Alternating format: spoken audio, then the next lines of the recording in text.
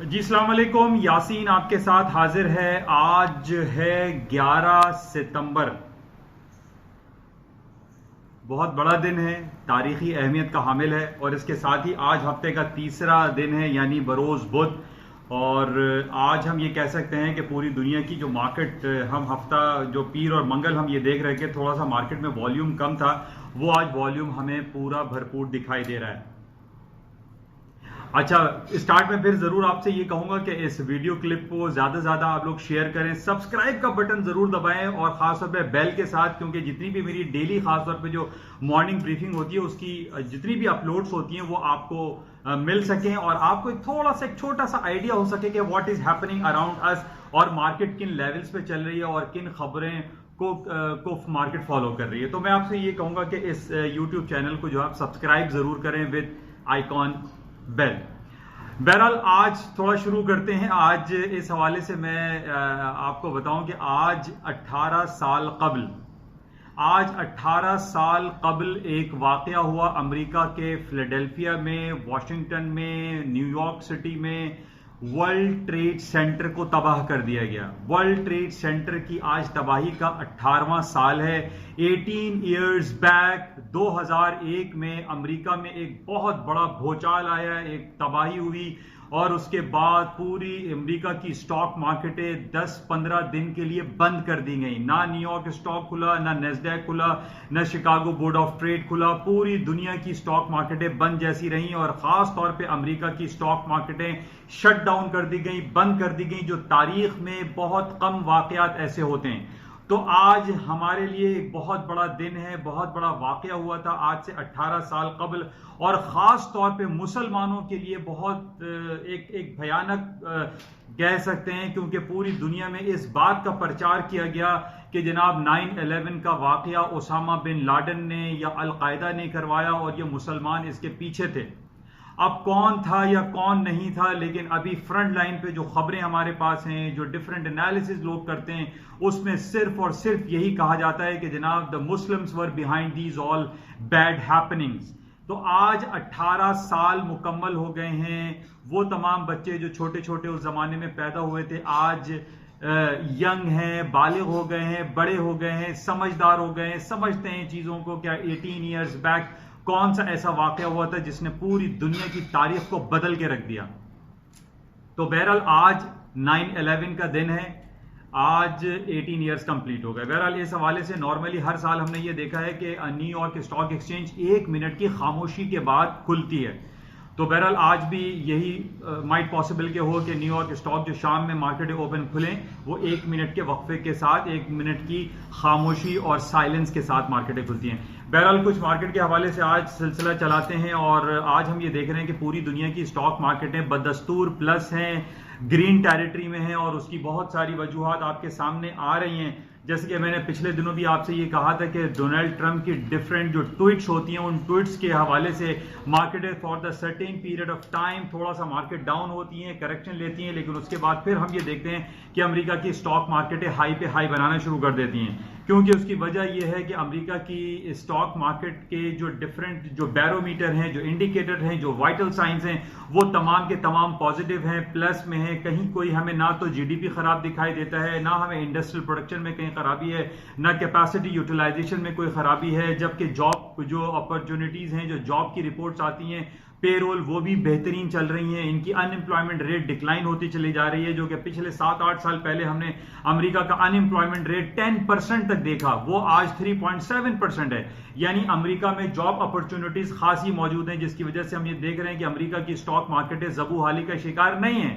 और बहुत सारे लोग दुनिया में ऐसे हैं जिन्होंने शॉर्ट सेलिंग की हुई है और कई कई महीनों से वो कॉन्ट्रैक्ट एक्सपायरी के साथ वो रोल ओवर भी कर रहे हैं और इस उम्मीद पर जिंदा हैं कि जनाब अब अमेरिका की स्टॉक मार्केटें क्रैश हो जाएंगी, गिर जाएंगी। अमेरिका के डिफरेंट खबरें हमारे पास आती हैं।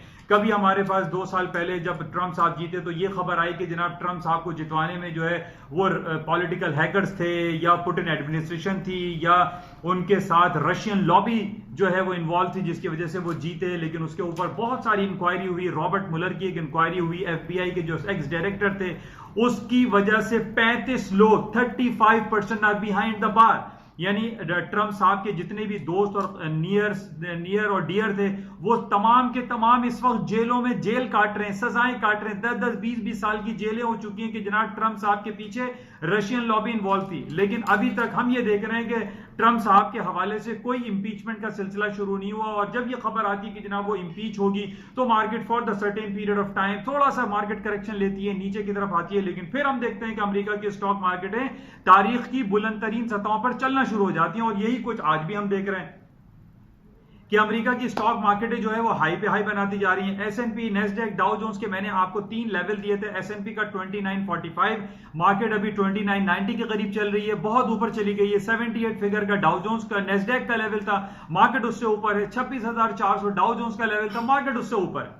यानी कहीं कोई बैड न्यूज मेरे पास नहीं है जिससे मैं आपको ये बताऊं कि जनाब अमेरिका की स्टॉक मार्केटें जो है वो क्रैश हो जाएंगी, गिर जाएंगी, या सिर्फ इस खबर के जनाब वो ट्रम्प साहब की इंपीचमेंट कॉल होने वाली है कि जनाब उनकी जो पीछे जो है रशियन लॉबी इन्वॉल्व थी और उनकी इन्वेस्टिगेशन जो हुई थी रॉबर्ट मुलर ने जो की थी उसके बेसिस पे मार्केट जो है वो डाउन हो जाएगी। नहीं हो रही।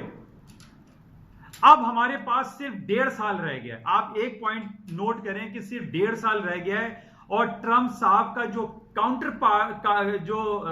कंपिटिटर है वो कोई आ ही नहीं रहा।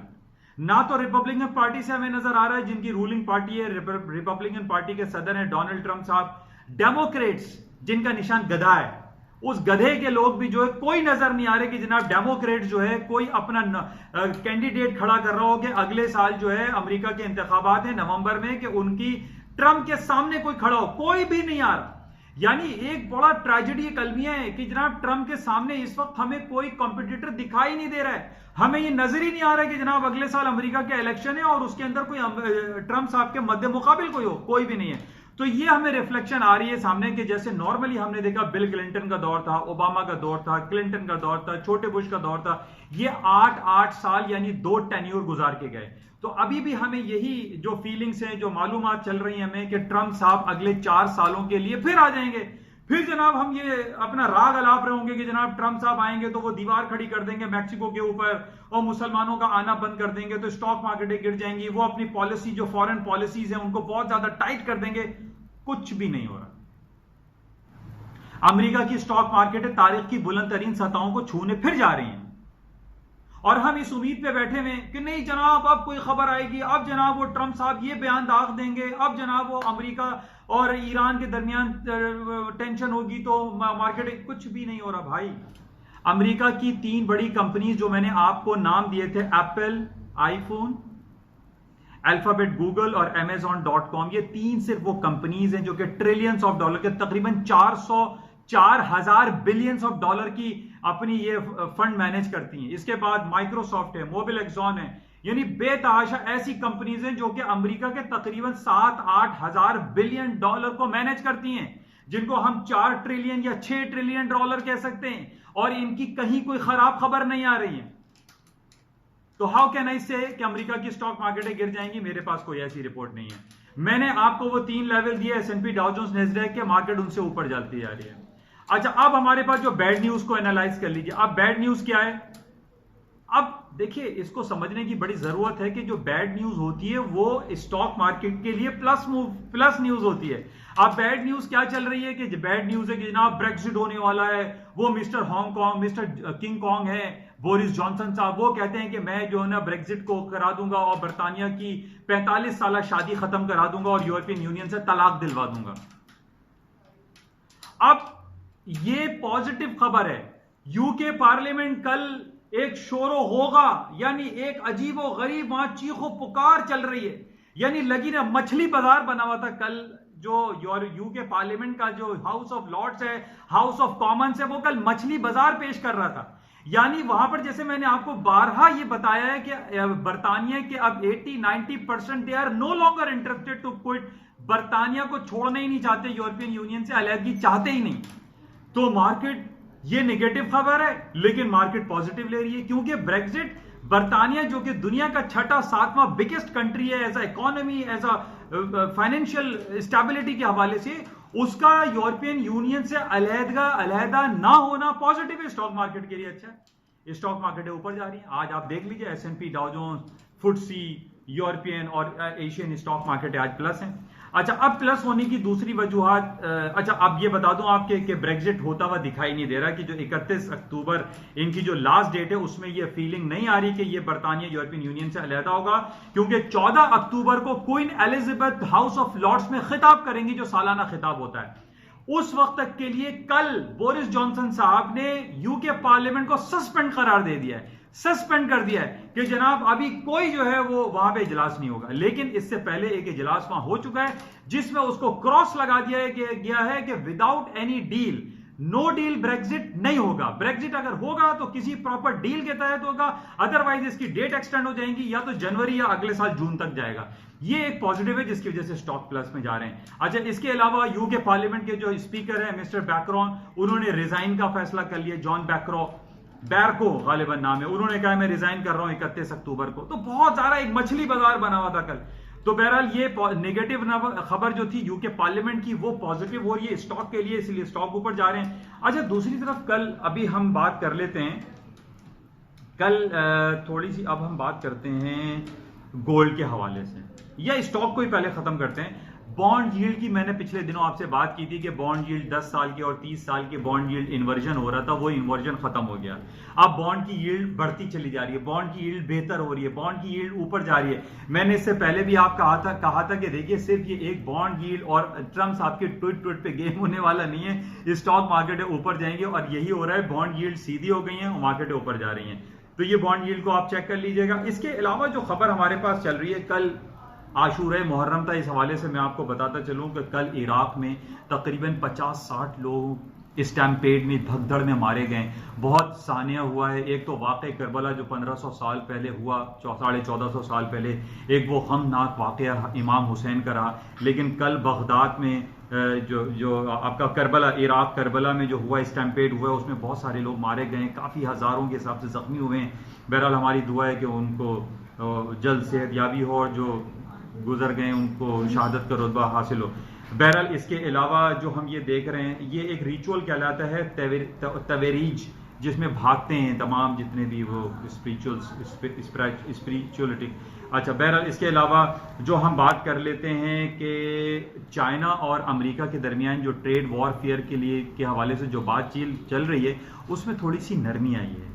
हांगकांग का मसला बेहतर हुआ है, कश्मीर का इशू बहुत लिंगर ऑन हो गया है, इसीलिए अभी मीडिया उसको इतनी कवरेज नहीं दे रहा है, तो जिसकी वजह से आज हम देख रहे हैं स्टॉक ऊपर जा रहे हैं। अच्छा, गोल्ड के ऊपर जाने की वजूहत मैं आपको बताता जा रहा हूं काफी अरसे से कि अमेरिका का 18 सितंबर को इंटरेस्ट रेट की मीटिंग है, जिसमें यह कहा जा रहा है कि वो अपना इंटरेस्ट रेट कट कर देगा, जिसकी वजह से गोल्ड की कीमतों में इजाफा हो सकता है। गोल्ड की कल कीमतें डाउन हुई। कल अरब के काफी ममालिक, मिडिल ईस्ट बंद था, पाकिस्तान इंडिया में छुट्टी थी, आज मार्केट नॉर्मल है। मैं काफी दिनों से गोल्ड के हवाले से आपको एक लेवल दे रहा था 1490 का। बहरहाल कल मार्केट ने 1486, 1487 का स्पॉट में लो किया, लेकिन इस वक्त मार्केट जो है 1400 मेरे ख्याल में 1495 के लगभग मार्केट चल रही है। अभी भी मैं इस बात पर कायम हूं कि अगर 1490 के नीचे मार्केट वीकली क्लोजिंग आती है तो then the market will come down, otherwise gold की मार्केट नीचे नहीं आएगी। गोल्ड की बाइंग अपॉर्चुनिटी यहां पर है। सर्टेन को स्टॉप लगाइए 1480 के नीचे का, वहां से स्टॉप लगा के गोल्ड को बाय करें, गोल्ड में तेजी दिखाई देती है। अच्छा, उसकी एक वजह यह है कि कल एक नेतन्याहू जो कि इसराइल के वजीर आजम हैं, अगले हफ्ते वहां पर इलेक्शन हो रहे हैं इसराइल में, बहुत इंपॉर्टेंट है, याद रखिएगा। इसराइल में इलेक्शन है अगले हफ्ते और नेतन्याहू कह रहे हैं कि वो वेस्ट बैंक को एनेक्स कर लेंगे, बिल्कुल उसी तरीके से जैसे सीरिया के गोलन हाइट्स पे उन्होंने कब्जा किया हुआ है, इसी तरह उन्होंने गजा की पट्टी पे कब्जा किया हुआ है। अब वो कह रहे हैं कि वेस्ट बैंक जो कि जेरूसलम और ये फलस्तीन के इलाके हैं, यहां पर वो कह रहे हैं कि वेस्ट बैंक को भी वो अनेक्स करके वो इसराइल के अंदर शामिल कर लेंगे, जो कि इस्लामिक वर्ल्ड के लिए बहुत टेंशन वाली खबर है। इस टेंशन पे गोल्ड की कीमतों में इजाफा हो सकता है, क्योंकि अगर ये दोबारा से ये, क्योंकि वहां जितने भी फलस्तीनी मुसलमान हैं वो ये कह रहे हैं कि ये प्राइम मिनिस्टर नहीं, प्राइम डिस्ट्रॉयर हैं, ये प्राइम डिस्ट्रॉयर हैं, ये तबाह कर रहे हैं, यानी इसराइल को तबाह कर रहे हैं, या फलस्तीनियों के साथ जो उनके मामलात अच्छे हो रहे हैं, या सीरिया के साथ, या वेस्ट बैंक, या गजा की पट्टी, इन तमाम हालात के खराब होने पे गोल्ड की कीमतों में इजाफा हो सकता है। दूसरी तरफ हम अमेरिका और ईरान के मसले मसाइल को देख ही रहे हैं। तो इसलिए मैं आपको ये कह रहा हूं कि टेक्निकल ग्राउंड पे और एज वेल एज जियोपॉलिटिकल जो नेगेटिव सेंटिमेंट्स चल रहे हैं उस पे गोल्ड की कीमतों में इजाफा हो सकता है। 1490 बड़ा इंपॉर्टेंट है। 1480 के नीचे कोई भी सर्टेन स्टॉप लगा के यहां बाइंग की जा सकती है। अच्छा, इसके अलावा दूसरी तरफ हम चलते हैं, क्योंकि गोल्ड ऊपर इसलिए भी जा रहा है क्योंकि अमेरिका इंटरेस्ट रेट कट करेगा, ये भी याद रखिएगा। अच्छा, इसके साथ ही तेल की कीमतों में इजाफा हो रहा है। तेल की कीमतों में इजाफे की वजह यह हो रहा है कि जो कट की पॉलिसी, कल भी मैंने आपसे कहा था कि जितने भी ओपेक कंट्रीज हैं और सऊदी अरब के नए ऑयल मिनिस्टर आए हैं, मिस्टर अब्दुल अजीज बिन सलमान, जो किंग सलमान के बेटे हैं, हाफ सन है वो, उनके हाफ ब्रदर या हाफ सन जो, तो बहरहाल वो उन्होंने कहा है वो पॉलिसी इंटैक्ट रखेंगे। और इसी तरीके से जो रशिया, जो नॉन ओपेक कंट्रीज है, उन्होंने भी कहा है कि वो प्रोडक्शन कट की पॉलिसी को मेंटेन रखेंगे, जिसकी वजह से क्रूड ऑयल की प्राइसेस $58 तक पहुंच गई है। इसकी कीमतों में इजाफा मजीद हो सकता है क्योंकि जो जियोपॉलिटिकल सिचुएशन है वो काफी गंभीर है, खराब है। तो बहरहाल ये मुख्तसर सी स्पीच आपके साथ होती है ताकि आज थोड़ा सा आपको एक आइडिया हो सके। लेकिन जाते हुए मैं फिर आपसे ये कहूंगा कि आज बड़ा इंपॉर्टेंट है, 9/11 है। आज 18 साल हो गए हैं इस खतरनाक एक गमगीन वाक़े को। तो इसको आज देखते हैं कि शाम में मार्केट किस तरीके से हैंडल करती है। इसके साथ ही मैं जाते हुए आपसे खुदाफिज कहूंगा और कहूंगा कि इस YouTube चैनल को सब्सक्राइब का बटन जरूर दबाइएगा। Thank you.